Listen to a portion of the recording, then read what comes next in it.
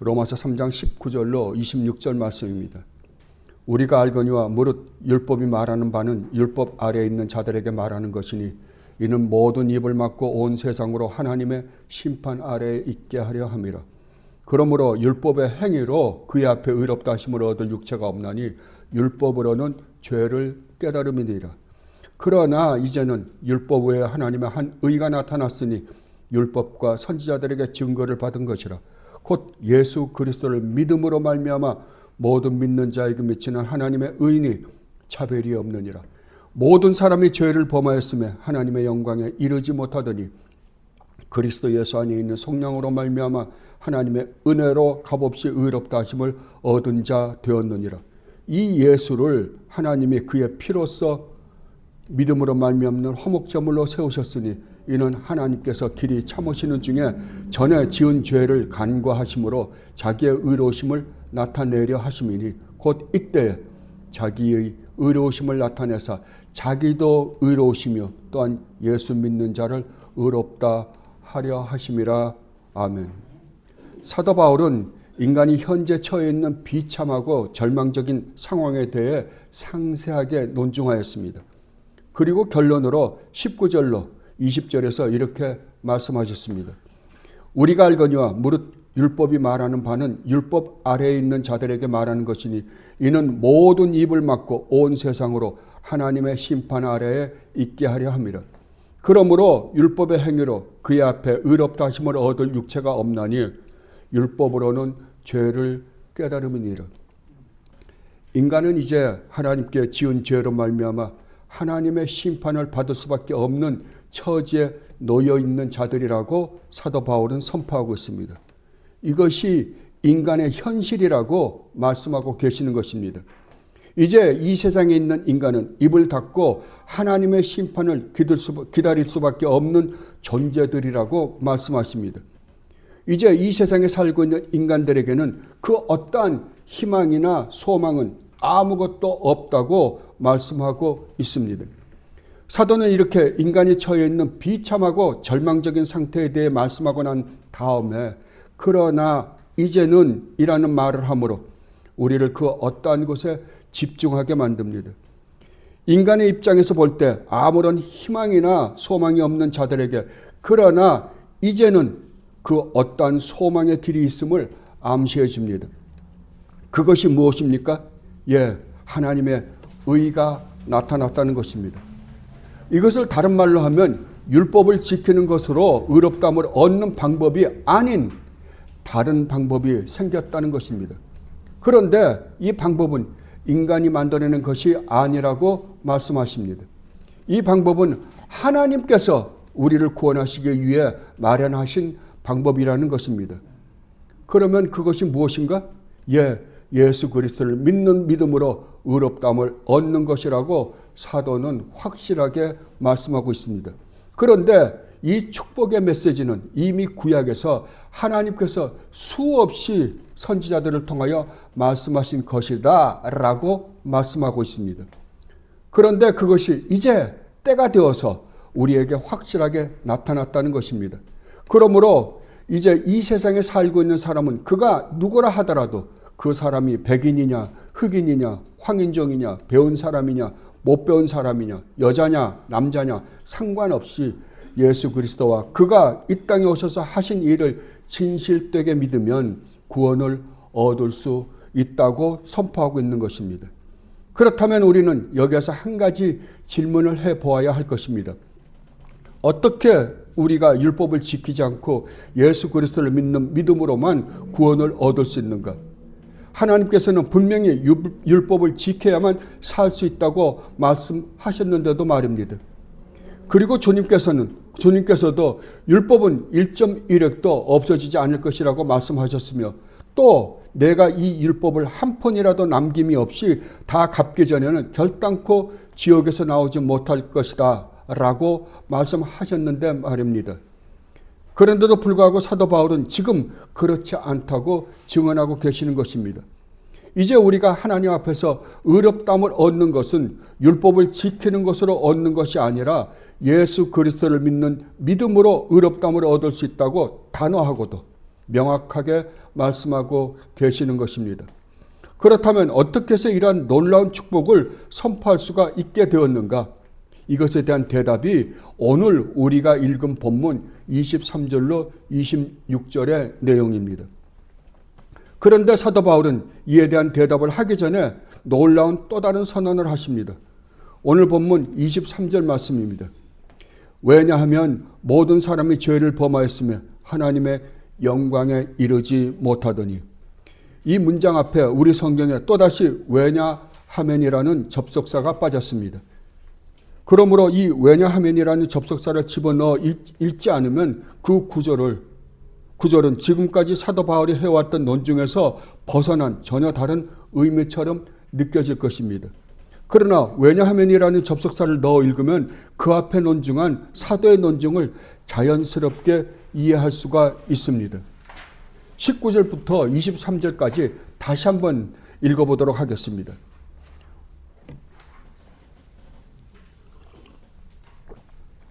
우리가 알거니와 무릇 율법이 말하는 바는 율법 아래에 있는 자들에게 말하는 것이니 이는 모든 입을 막고 온 세상으로 하나님의 심판 아래에 있게 하려 함이라. 그러므로 율법의 행위로 그의 앞에 의롭다 하심을 얻을 육체가 없나니 율법으로는 죄를 깨달음이라. 여기까지는 지금 인간이 처해 있는 비참하고 절망적인 현실에 대해 선언합니다. 그리고 이제 대반전을 선포합니다. 그러나 이제는 율법 외에 하나님의 한 의가 나타났으니 율법과 선지자들에게 증거를 받은 것이라. 곧 예수 그리스도를 믿음으로 말미암아 모든 믿는 자에게 미치는 하나님의 의인이 차별이 없느니라. 얼마나 놀라운 선언입니까? 절망적인 상태에 있는 우리에게 희망과 소망의 메시지입니다. 흑암에 있는 인간에게 태양보다 더 빛난 빛이 비추이는 것과 같은 광명의 메시지입니다. 그리고 사도는 왜 우리가 예수 그리스도를 믿는 믿음으로만 의롭다함을 얻어야 되는지에 대해 이렇게 설명을 하고 계십니다. 왜냐하면 모든 사람이 죄를 범하였으며 하나님의 영광에 이르지 못하기 때문이다 라고 말입니다. 다른 말로 하면 이 세상에 살고 있는 모든 사람이 죄를 범하여 하나님의 영광에 이르지 못하기 때문에 하나님께서 예수 그리스도를 믿는 믿음으로 의롭다함을 얻을 수 있는 방법을 마련해 주셨다는 것입니다. 그런데 재미있는 것은 모든 사람이 죄를 범하였다고 하였을 때 이 죄를 범하였다라는 동사의 시제가 부정과거 시제입니다. 여러분이 이미 아시는 것처럼 이 부정과거 시제는 과거에 일어난 한 번의 사건, 그러니까 한 번의 사건으로 말미암는 결과를 말할 때 사용하는 시제입니다. 뭐라고요? 부정과거 시제는 과거에 일어났던 어떤 사건, 그 사건으로 말미암는 결과를 설명할 때 사용하는 시제가 부정과거 시제입니다. 그렇다면 모든 사람이 죄를 범한 것은 과거에 일어난 그 어떤 사건으로 말미암은 결과로 주어진 죄라는 사실입니다. 그렇다면 과거에 일어난 어떤 사건이 모든 인류로 말미암아 죄인이 되게 했을까요? 여러분이 잘 아시다시피 아담의 죄입니다. 아담이 선과 악을 알게 하는 나무의 열매는 먹지 말라, 먹는 날에는 반드시 죽을 것이다 라는 하나님의 명령을 어김으로 말미암아 세상에 죄가 들어오게 되었고 그 죄로 말미암아 이제 아담의 후손으로 태어나는 모든 인간은 죄를 가지고 태어나는 것입니다. 이 죄에 대해 사도 바울은 로마서 5장 12절에서 이렇게 말씀하셨습니다. 그러므로 한 사람으로 말미암아 죄가 세상에 들어오고 죄로 말미암아 사망이 들어왔나니 이와 같이 모든 사람이 죄를 지었으므로 사망이 모든 사람에게 이르렀느니라. 그리고 다윗도 이것을 깨닫고 시편 51편 5절에서 이렇게 고백하였던 것입니다. 내가 죄악중에서 출생하였으며 어머니가 죄 중에서 나를 잉태하였나이다. 뭐라고요? 이걸 보면 우리가 태어나기도 전에 아담의 죄로 말미암아 모든 인간이 죄인으로 태어난다 이 말입니다. 그렇습니다. 인간은 죄를 지어서 죄인이 되는 것이 아닙니다. 이거 분명히 여러분들 아셔야 됩니다. 인간이 뭐라고요? 인간은 우리가 죄를 짓기 전에 이미 죄인의 자녀로 태어난다고 성경은 선포하고 있습니다. 인간은 아담이 저지른 죄로 말미암아 태어나면서부터 죄인으로 태어난 것입니다. 이것이 원죄입니다. 이것이 인간의 운명입니다. 그러므로 인간은 태어나면서부터 죄를 지을 수밖에 없는 존재들입니다. 태어나면서부터 인간은 하나님의 진노의 대상들이라고 성경은 분명하게 말하고 있습니다. 그렇다면 아담이 저지른 최초의 죄로 말미암아 인간이 잃어버린 것이 무엇입니까? 사도는 분명히 말씀하고 있습니다. 하나님의 영광이라고 말입니다. 이 하나님의 영광에 대해 학자들은 여러 가지 견해를 내놓았습니다. 그 중에서 개혁주의 신학자 중 하나인 핸드릭슨이라는 신학자는 이렇게 말했습니다. 여러분이 아시다시피 성경 전체를 주석하신 분들은 그렇게 많지 않습니다. 그 유명한 종교개혁자인 칼빈도 성경을 거의 다 주석하였지만 요한계시록은 손을 대지 못하셨습니다. 그런데 이 핸드릭스는 요한계시록까지 성경 전체를 주석하신 많지 않으신 분들 중 한 분이십니다. 이분이 쓰신 내세로는 여러분이 한 번은 반드시 읽어보시면 좋을 책입니다. 여러분이 가지고 있는 많은 궁금증을 풀어줄 책입니다. 그런데 이 핸드릭스는 이 하나님의 영광을 이렇게 해석하였습니다. 원래 하나님의 것이었던 영광이 사람에게 주어졌다. 그것은 바로 하나님의 형상이었다. 그러나 아담이 저지른 죄의 결과와 그 후 인간들이 지은 죄의 결과로 말미암아 인간들에게 부여해 주신 영광스러운 지위였던 하나님의 형상을 상실하게 되었다. 핸드릭스는 하나님의 영광을 하나님께서 인간에게 부여해 주신 하나님의 형상이라고 해석하였습니다. 아주 좋은 해석이 아닌가 싶습니다. 그러나 저는 여기에서 한 발 더 나가고 싶습니다. 여기서 말하는 하나님의 영광은 분명 하나님의 형상이라고 해석하는 것이 옳습니다. 그러나 우리가 잃어버린 것은 하나님의 형상만은 아닙니다. 아담은 그가 죄를 짓기 전에는 하나님의 영광 앞에서 매일매일을 살았을 것입니다. 그는 매일 하나님의 아름다우신 얼굴을 맛보고 누리고 즐기며 찬양하였을 것입니다. 그런데 아담이 죄를 지어 하나님으로부터 쫓겨나자 아담은 더 이상 이 하나님의 달콤하시고 아름다우신 영광으로 빛나는 얼굴을 더 이상 볼 수가 없게 되었습니다. 이것이 인간이 죄를 지음으로 말미암아 잃어버린 최고의 저주라고 저는 생각합니다. 인간은 더 이상 하나님의 아름다운 영광을 맛보고 즐길 수 없는 존재가 되어버리고 말았습니다. 지금 사도가 말하고 싶은 것이 바로 이것까지가 아닌가 싶습니다. 하나님이 우주를 창조하시고 우리 인간을 창조하신 목적이 무엇이었습니까? 하나님의 아름다우심을 우리에게 맛보고 즐기고 누리고 찬양하게 하는 것이었습니다. 이러한 축복을 우리가 영원히 하나님 앞에서 누리기 위해서 우리 인간은 하나님의 명령에 절대적으로 복종하여야만 했습니다. 그런데 우리 인간이 죄를 지었습니다. 그래서 더 이상 이 축복을 누리지 못하는 존재가 되고 말았던 것입니다. 이것을 사도 바울은 지금 말하고 싶은 것입니다. 그래서 사도 바울은 하나님의 영광에 이르지 못한다라고 말할 때 동사를 현재 시제를 사용했던 것입니다. 아담이 죄를 범했을 때 하나님의 영광에 참여하는 축복을 잃어버린 것은 아담만의 문제가 아니라는 것입니다. 그 저주가 지금 우리에게도 일어나고 있다고 사도는 말하고 있는 것입니다. 그러면 사도 바울은 왜 지금 그 이야기를 하고 있는가? 문맥상 이 이야기가 20절 바로 다음에 기록하였으면 더 좋았을 것 같은데 말입니다. 여기에 사도 바울의 위대한 논증 기법이 돋보이는 것 같습니다. 여러분이 어떤 물건을 잃어버렸다고 가정해 봅시다. 그러면 여러분이 무엇을 잃어버렸는지에 대해 안타까움이 달라질 것입니다. 만약 여러분이 1불짜리 지폐를 잃어버렸다고 한다면 여러분은 한번 찾아보고 찾지 못해도 대수롭지 않게 넘길 것입니다. 그런데 만약 여러분이 1000불짜리 뭉치를 잃어버렸다고 한다면 여러분은 아마도 방을 온통 뒤질 것입니다. 그런데 여러분이 다이아 10카레짜리를 잃어버렸다고 가정해 봅시다. 그러면 여러분은 어떻게 할 것 같습니까?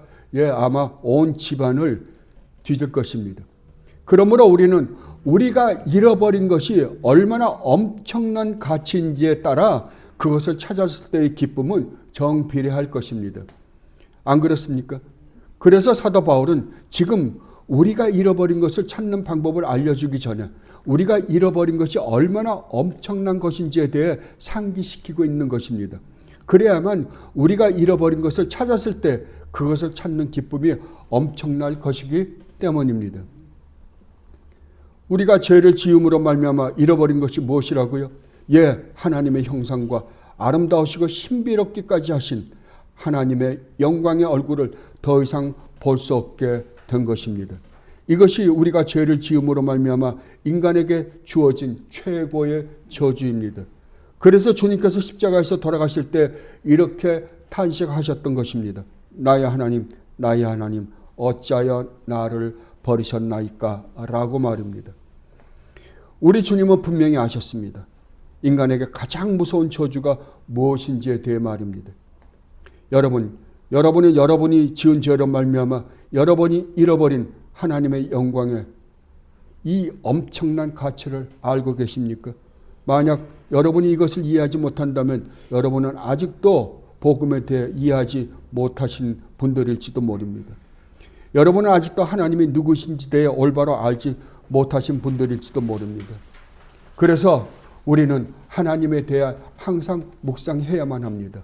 그리고 하나님을 알게 해달라고 우리는 기도해야 합니다. 그러면 하나님께서는 우리에게 반드시 말씀을 통하여 하나님을 보여주실 것입니다. 그런데 사도 바울은 우리의 죄로 말미암아 잃어버린 이 하나님의 영광에 이르는 길이 열렸다고 증언하고 있는 것입니다.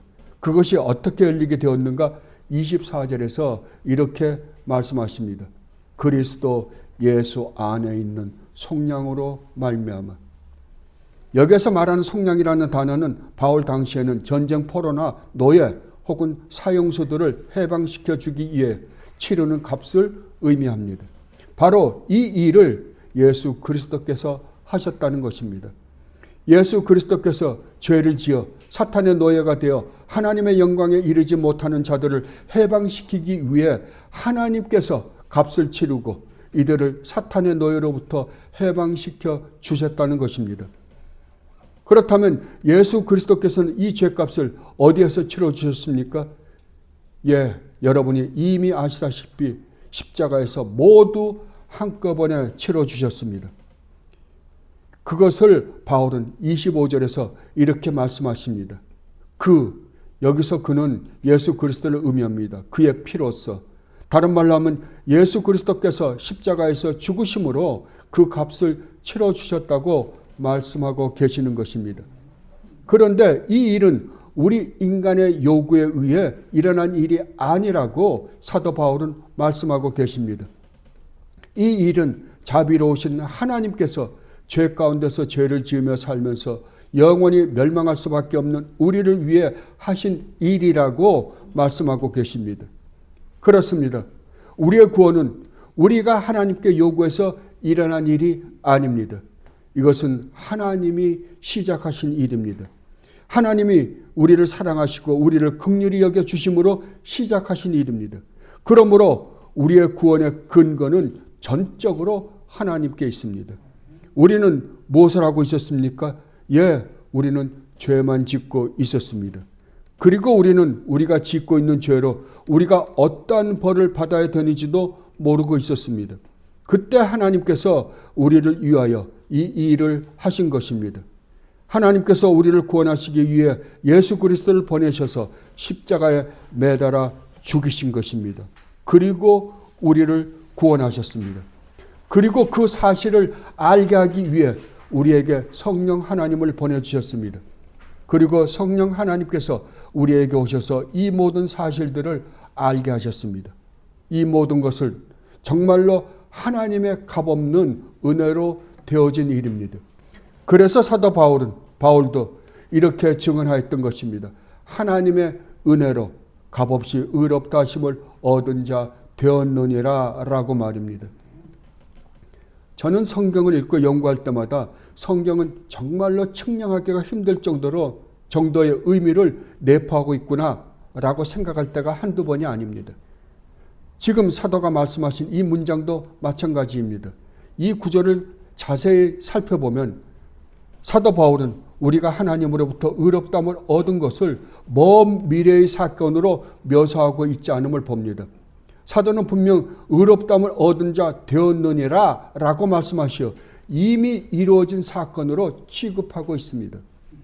제가 여러분에게 말씀드렸지만 의롭다함을 얻는 것은 법정에서 판결을 내릴 때 사용하는 언어입니다.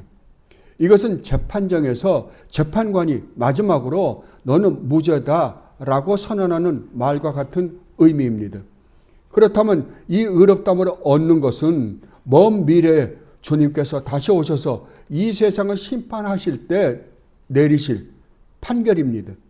그런데 사도 바울은 이 먼 미래의 사건이 우리 주 예수 그리스도께서 십자가에서 우리의 죄값을 치러 주셨을 때 우리는 그리스도 안에서 이미 의롭다함을 얻었다고 선언하고 계시는 것입니다. 이 얼마나 놀라운 선언입니까?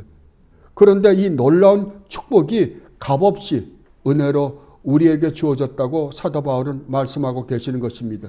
그래서 이것을 기쁜 소식이라고 말하는 것입니다. 그렇다면 그리스도 안에 있는 속량으로 말미암는 값없는 은혜를 어떤 자들이 실제로 누리는가? 라는 질문을 우리는 할 수 있을 것입니다. 여기에 대해 사도는 간단 명료하게 말씀하십니다. 이러한 모든 사실을 믿는 자들이 이 축복을 누릴 것이라고 말입니다. 믿음으로. 제가 가끔 구원은 창세전에 하나님께서 택하신 자들에게만 주어진다고 말씀을 드립니다. 그러면 어떤 사람들은 자기가 창세전에 하나님으로부터 택함을 받은 자인지 아닌지를 어떻게 알 수 있느냐고 물어보십니다. 여러분은 여러분이 창세전에 하나님의 택하신 분들인지 아닌지를 어떻게 아십니까? 한 가지 방법밖에 없습니다. 만약 여러분이 창세전에 하나님이 택하신 자들이 맞다고 한다면 여러분은 반드시입니다. 여러분이 하나님 앞에 얼마나 많은 죄를 지은 자들인지 아실 것이며 그 죄로 말미암아 여러분이 받아야 되는 벌에 대한 인식이 있을 것이며 여러분 스스로의 힘으로는 절대로 구원을 얻을 수 있는 존재가 아니라는 것을 아실 것입니다. 그리고 이제 예수 그리스도와 그가 이 땅에 오셔서 하신 일들을 믿지 않고는 여러분이 구원을 얻을 방법이 없다는 것을 인식할 것이며 그래서 여러분은 예수 그리스도와 그가 이 땅에 오셔서 하신 일을 반드시 믿으실 것입니다. 그리고 그분의 말씀에 전적으로 순종하며 사시려고 최대한 노력을 할 것입니다. 이것이 여러분이 창세전에 택함받은 하나님의 자녀들이라는 산 증거입니다. 참 증거입니다. 이 외에 여러분이 창세전에 택함받은 분들인지 아닌지를 아는 방법은 없습니다. 그런데 어떤 사람들은 이 방법이 아닌 방언이나 신유 은사나 예언의 은사나 하나님께 기도해서 얻은 기도 응답을 가지고 확인을 받고 싶어 합니다. 또 어떤 사람들은 자기들이 목사라는 것으로 혹은 장로나 안수집사라는 것으로 확인을 받고 싶어 하는 사람들도 있습니다. 그래서 이러한 직분을 갖기 위해 말도 안 되는 일들을 교회 안에서 벌리는 모습들을 우리는 얼마든지 보고 있습니다. 이것은 정말로 슬픈 현실입니다. 그러나 이것이 성경적 방법이 아닙니다. 이것에 대해 주님께서도 마태복음 7장 21절로 23절에서 분명히 말씀하셨습니다. 나더러 주여 주여 하는 자마다 다 천국에 들어갈 것이 아니요 다만 하늘에 계신 내 아버지의 뜻대로 행하는 자라야 들어가리라. 그날에 많은 사람이 나더러 이르되 주여 주여 우리가 주의 이름으로 선지자 노릇하며 주의 이름으로 귀신을 쫓아내며 주의 이름으로 많은 권능을 행하지 아니하였나이까 하리니 그때 내가 그들에게 밝히 말하되 내가 너희를 도무지 알지 못하니 불법을 행하는 자들아 내게서 떠나가라 하리라. 어떻습니까? 주님께서 얼마나 정확하게 말씀해 주셨습니까? 마지막 때 많은 사람들이 주님 앞에 나와서 자기들이 주님의 이름으로 누구의 이름이요? 예수 그리스도의 이름이요. 그 이름으로 무엇을 했다고요? 선지자 노릇을 했답니다. 오늘날로 말하면 목사 노릇을 했다는 것입니다. 그리고 주님의 이름으로 귀신을 쫓아내며 주님의 이름으로 많은 권능을 행했다고 말한다는 것입니다. 다른 말로 하면 병도 고치고 예언도 하고 고아원도 짓고 구제도 하고 선교도 했다는 것입니다. 그런데 정작 주님께서는 나는 너희를 도무지 모르겠다라고 말씀하실 것이라는 것입니다. 이렇게 주님께서는 확실하게 말씀하셨는데도 불구하고 사람들은 이러한 것들을 자기네들이 구원받은 증거로 사용하려고 합니다. 그러나 그렇지 않습니다. 여러분이 창세전에 주님이 택하신 분이시라는 것을 증명하는 유일무이한 한 가지 방법은 예수 그리스도와 그가 이 땅에 오셔서 하신 일과 그분이 우리에게 약속하신 약속들을 믿고 신뢰하고 그분의 말씀을 쫓아 사는 것뿐입니다. 이 방법 말고 여러분이 구원받았다는 다른 증거는 절대로 없습니다. 제가 확실히 말합니다. 이거 외에 없습니다.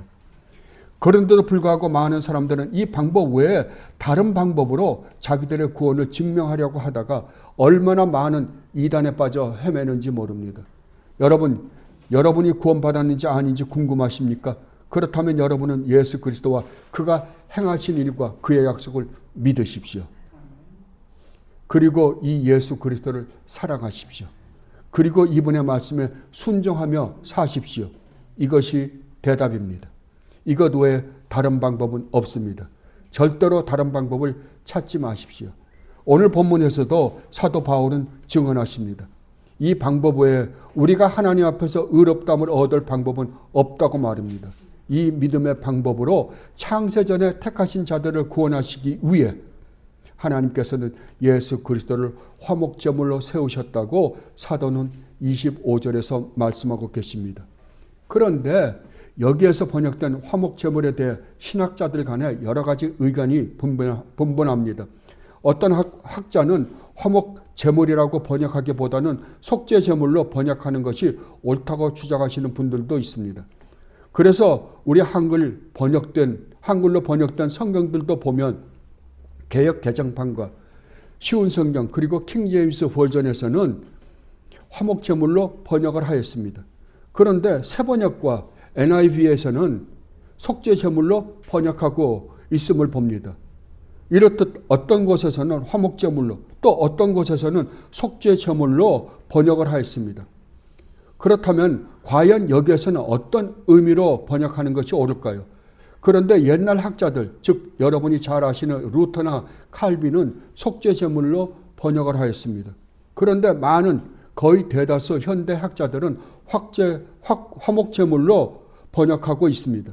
여러분이 잘 아시는 로이드 존스 목사님은 여기서는 반드시 화목제물로 번역하는 것이 옳다고 얼마나 열변을 토하시는지 모릅니다. 그 이유는 지금 사도가 이야기하는 것은 하나님의 진노에 대해 말하기 때문이라는 것입니다. 그러므로 예수님은 우리를 대신해서 그 하나님의 진노를 풀어드려야만 한다는 것입니다. 그러므로 여기에서 주님이 드리신 제물은 하나님의 진노를 해소시키시고 하나님과 우리 사이를 화해시키는 용도의 제물이어야 하기 때문에 문맥상 여기서는 반드시 화목제물로 번역해야 옳다고 주장하십니다. 그런데 제가 살펴본 결과 이 로마서에 대해서 아주 현대 신학자 중에 최고의 신학자 중에 한 명인 더글라스 무라는 신학자가 설명한 것이 가장 타당하다고 생각합니다. 무는 이렇게 말합니다. 여기 화목제물로 번역된 헬라 스테리오는 신약 성경에서 히브리서 9장 5절과 여기에서만 사용되었답니다. 그런데 이 단어가 히브리어로는 속죄소를 의미한다고 말합니다. 속죄소는 1년에 단 한 번 대제사장의 피를 들고 이스라엘 백성들의 죄를 속죄하기 위하여 들어가는 곳입니다. 그러므로 이 단어에는 분명 속죄의 의미가 있다는 것입니다. 그러나 이 단어에는 속죄의 의미만 있지는 않다는 것입니다. 이 단어에는 우리 죄로 말미암아 진노하고 계신 하나님의 진노를 풀어야 하는 화목의 의미가 포함되어 있다는 것입니다. 그래서 이 단어를 속죄제물이나 화목제물 둘 중에 하나로 번역하는 것은 이 단어의 의미를 온전히 묘사하는 것이 아니라는 것입니다. 그래서 이 두 의미를 함께 묘사하는 의미로 화목을 위한 속죄의 희생제물이라고 해석하는 것이 더 낫지 않을까 하고 제안을 하였습니다. 그렇습니다. 주님이 우리 죄로 말미암아 하나님과 원수되었던 우리를 하나님과 화목시키기 위해서는 반드시 우리의 죄값을 치르셔야 했습니다. 그러므로 죄값을 치른다는 의미에서는 속죄 제물이라고 말해야만 합니다. 그러나 그 목적이 우리를 향하여 진노하시는 하나님과 화목하게 하는 것이라면 제물의 성격은 화목 제물이 될 것입니다. 그러므로 더글라스 무가 제안한 화목을 위한 속죄의 희생 제물이라고 번역하는 것이 더 재미있는 번역이 아닌가 싶습니다. 하여간 하나님께서는 우리와 화목하기 위해서 예수 그리스도를 보내셔서 화목 제물로 삼으시고 우리의 죄를 해결하시고 우리와 화목하셨습니다. 그런데 사도 바울은 이 효과는 단지 우리에게만 적용이 되지 않는다고 말씀하십니다.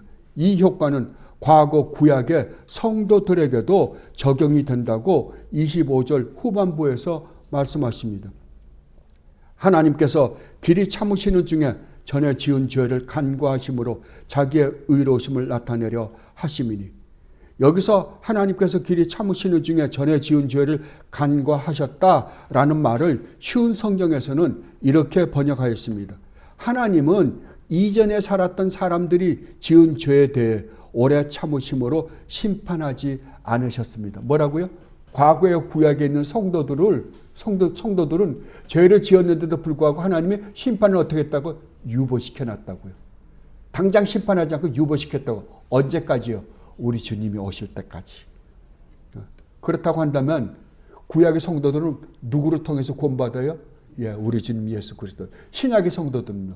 예, 우리 주님 예수 그리스도를. 그렇습니다. 구약의 모든 성도들도 우리와 같이 죄를 지었습니다. 그런데 하나님께서는 이들을 심판하시지 않으시고 지금까지 심판을 보류하셨습니다. 왜냐하면 때를 기다리신 것입니다. 그들의 죄를 그들에게 지우지 않으시고 다른 사람에게 지어 공의의 심판을 내리시고 그들을 구원하시기 위해 그들의 심판을 보류하셨던 것입니다. 그 공의의 심판은 어디에 내리셨습니까? 예, 예수 그리스도의 십자가에 내리셨습니다. 그래서 구약의 성도들도 이 예수 그리스도를 믿는 믿음으로 구원을 얻게 하기 위해서 그들의 죄를 지금까지 유보하셨다고 사도는 말씀하고 계시는 것입니다.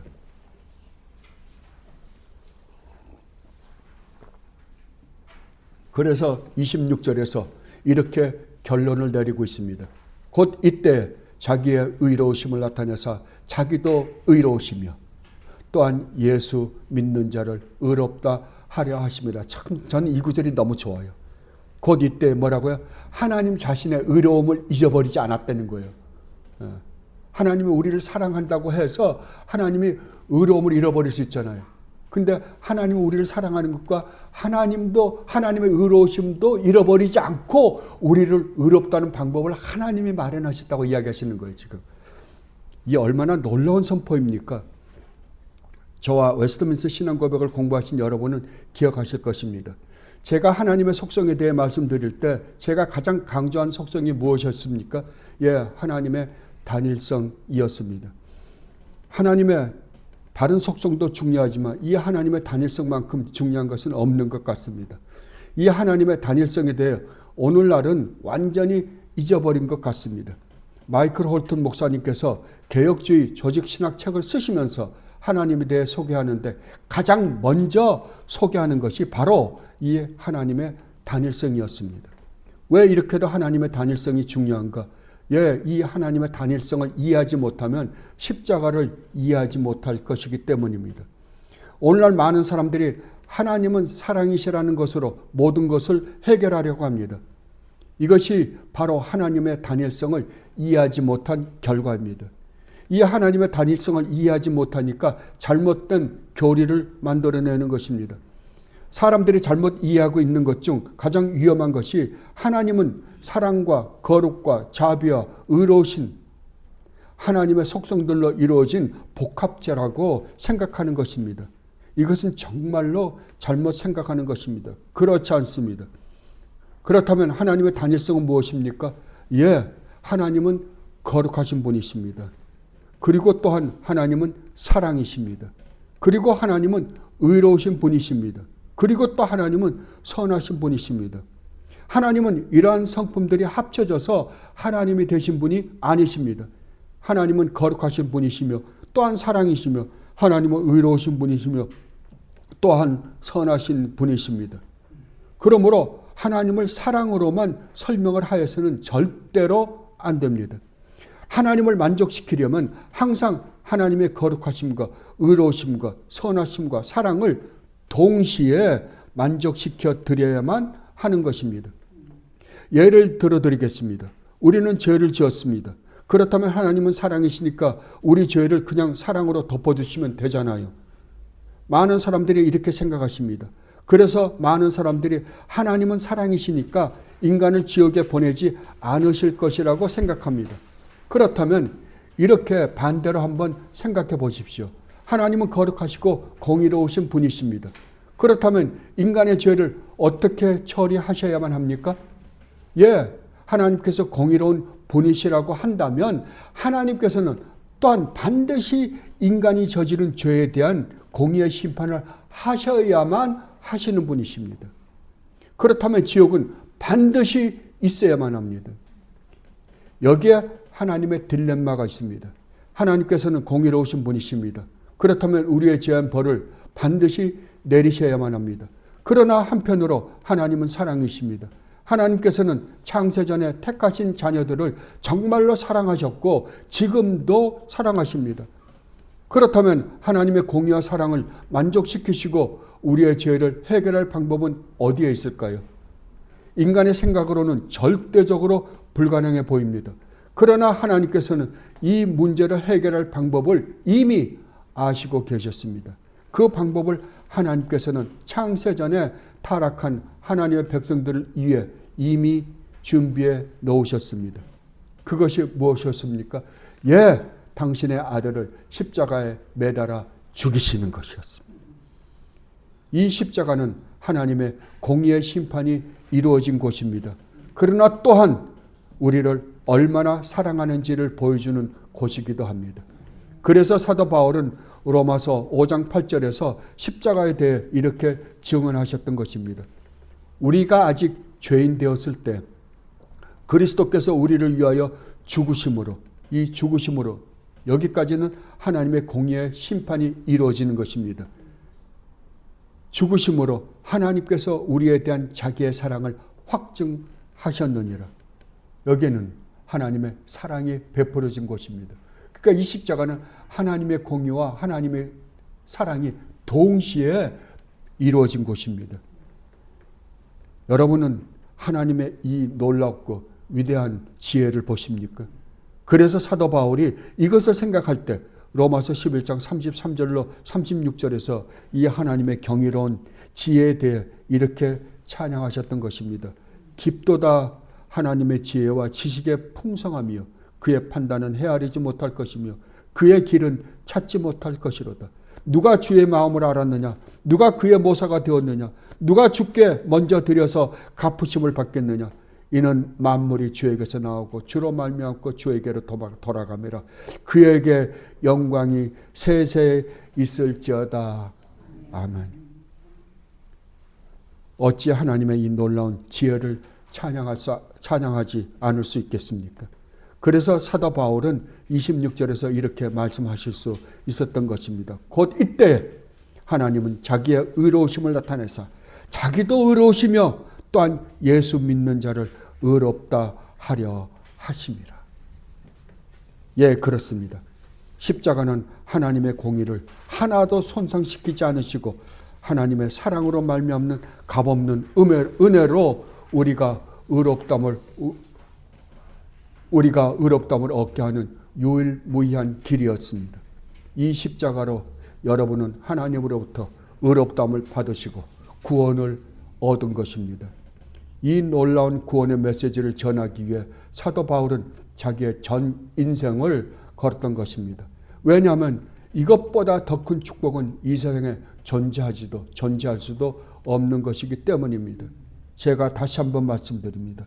만약 여러분이 정말로 진실되게 이러한 사실을 믿으시는 분들이라고 한다면 여러분은 하나님으로부터 의롭다함을 얻은 사람들입니다. 얻을 것이다가 아닙니다. 이미 얻은 사람들입니다. 여러분은 하나님의 심판대 앞에 섰을 때 절대로 정죄함을 받지 않을 것입니다. 그래서 사도 바울이 로마서 8장 1절에서 그랬잖아요. 이제 그리스도 예수 안에 있는 자에게는 결단코 뭐가 없다?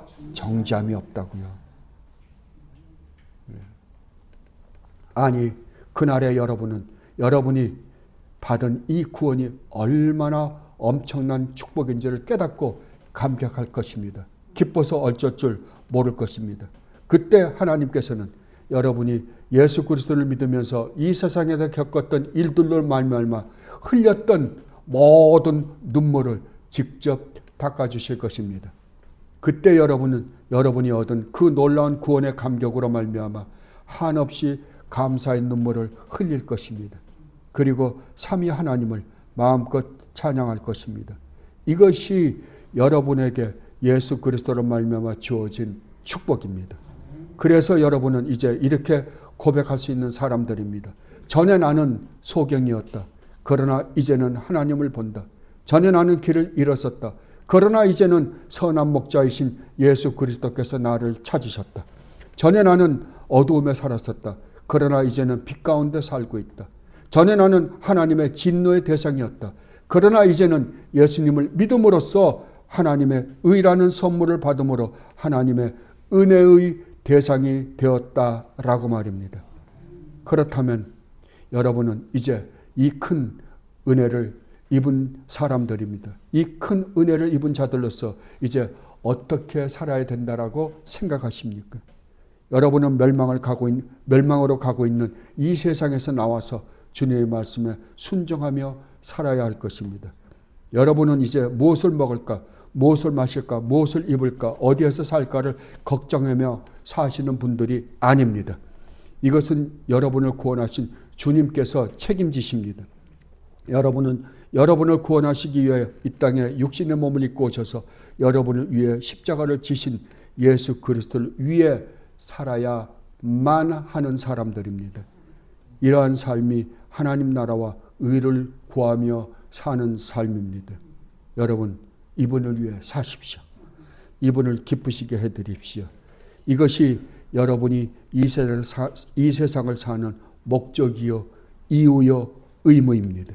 이렇게 살 때 여러분은 하나님 나라에서 누리게 될 의와 평강과 기쁨을 여기에서부터 누리게 되실 것입니다. 이 축복을 누리며 사는 여러분이 되시기를 진심으로 바랍니다. 기도하겠습니다. 아버지 하나님, 정말로 감사드립니다. 아버지께서 저들에게 베푸신 이 구원의 놀라운 은혜를 생각할 때 어떻게 감사와 찬양과 영광을 돌리지 않을 수 있겠습니까? 그래서 저희들이 이렇게 모여서 아버지를 찬양합니다. 마음껏 축복해 주시옵소서. 감사하며 우리 주님 예수 그리스도 이름으로 기도드리옵나이다. 아멘.